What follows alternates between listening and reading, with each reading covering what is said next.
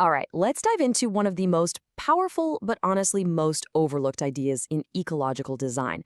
Learning how to actually read the landscape around you. It's a skill that can totally change the way you see the world. Come on, we've all been there, right?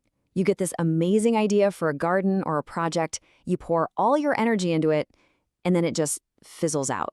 You start to wonder, what if the problem isn't your effort, but where you started? And this right here is the big secret.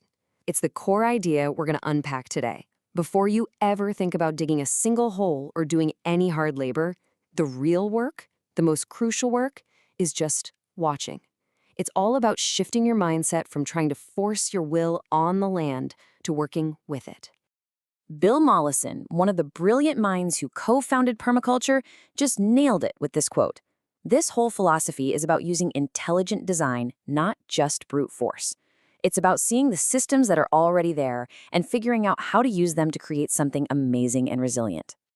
Okay, so how do we actually do this? How do we put this into practice?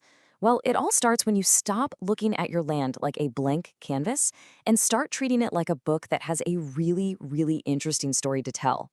Seriously, every single place. I don't care if it's a huge farm or a tiny little urban backyard, it has its own unique character. It's this living, breathing system that's been shaped by sun, water, wind, and all the history that's happened there. Our job is to become detectives, to learn how to read that story. And we can start with 3 really simple keys. First, you gotta track the sun. Where is it sunny in the morning? What about the afternoon? And how does that totally change from summer to winter? Next, you map the water. After a big rain, where do all the puddles show up? Where does the ground stay wet the longest? And finally, you note the wind. Which spots are protected and which ones just get blasted by strong gusts? You see, these patterns are like the grammar of your land's story. Now, here's where it gets really, really cool. Once you start noticing these little patterns in your own space, you quickly realize they're connected to something much, much bigger. You know that puddle in your yard? It's not just a puddle. Every single drop of rain that falls on your roof or in your garden, it doesn't just vanish. It begins a journey and it joins a flow that connects your home to the entire region. Understanding this connection, well, that's how you see the bigger picture. And there's a name for that bigger system. It's called a watershed. It's a simple idea, but it's actually profound when you think about it. It's not defined by some political line on a map. It's defined by the actual shape of the land itself. I want you to think of a watershed like the circulatory system of the whole area. The highest points, the hills and ridges, they're like the rim of a giant funnel.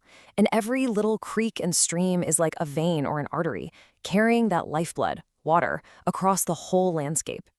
And here's why that's so important. Whatever your neighbor uses on their lawn way upstream, yeah, that can directly affect your garden downstream. We're all linked by this invisible system. So here's the crucial point. If you can just trace in your mind's eye where the water from your home eventually goes, you're starting to really understand your watershed. You're connecting your own personal story to the land's bigger story. You're getting to know your life place. So we've learned to observe the elements, and we're starting to see our place in this bigger watershed. But what do we do with all this knowledge? This is where a really powerful design philosophy comes into play. Just think about a totally natural ecosystem for a second, like an ancient forest. It's so resilient, right? It regulates itself, it's incredibly abundant, and it all works on these principles of efficiency and connection. So what if we could use those same principles to design our world? And that right there is the heart of permaculture. It's so much more than just gardening. It's a whole design system for creating sustainable human habitats by learning nature's own design language and applying it to everything we build and do. Now, to help us actually apply this, permaculture gives us this amazing set of design principles. You can think of them like a nature's compass, a toolkit for making decisions that are aligned with the health of the earth and, us. Okay, so here are the 12 principles. I know, it's a comprehensive list, and we're not going to go through every single one today, but you can just see how they cover everything from storing energy to valuing diversity. But the entire system, the whole shebang, it really rests on the very first one. And would you look at that? What's sitting right there at the top of the list? Principle number 1, observe and interact. This brings us right back to where we started, full circle. This entire powerful philosophy of design is built on that first simple act of just watching. So, how do you start your own story? How does all of this apply to you right here, right now?